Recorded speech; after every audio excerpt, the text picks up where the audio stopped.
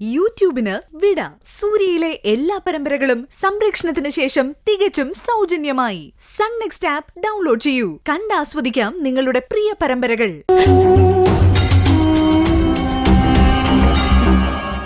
എന്റെ അച്ഛൻ വേണ്ടെന്ന് വെക്കും. അനന്തമാഷിന് ജീവിതത്തില് ചില ആദർശങ്ങളും കാഴ്ചപ്പാടുകളും ഒക്കെയുണ്ട്. പണത്തിന് വേണ്ടി ഒരിക്കലും അദ്ദേഹം അത് വേണ്ടെന്ന് വെക്കില്ല.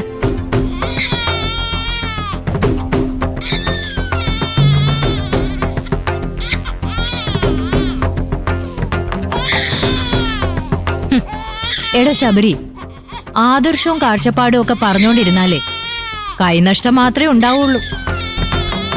പഞ്ചരത്നം വീടിന് 1.25 കോടി കിട്ടുമെങ്കിൽ ബാക്കിയൊന്നും നോക്കാതെ അത് വാങ്ങാൻ പറയണം. എന്നിട്ട് അതിന്റെ ഷെയർ നീ ചോദിച്ചു വാങ്ങണം.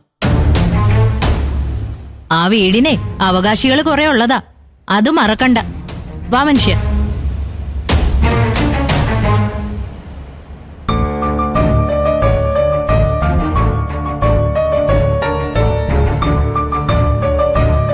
അനന്തമാഷിന്റെ കാര്യം വലിയ കഷ്ടമാണല്ലോ ശബരി.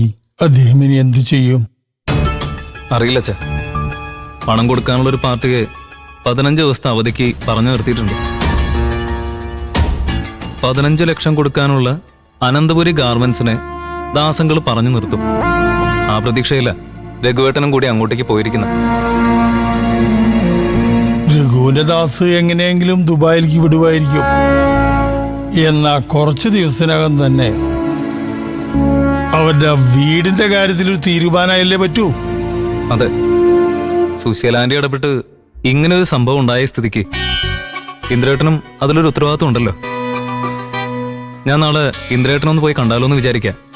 കാര്യത്തിന്റെ ഗൗരവം മനസ്സിലാക്കി ഇന്ദ്രേട്ടൻ പറ്റുന്ന സഹായം ചെയ്യുമായിരിക്കും.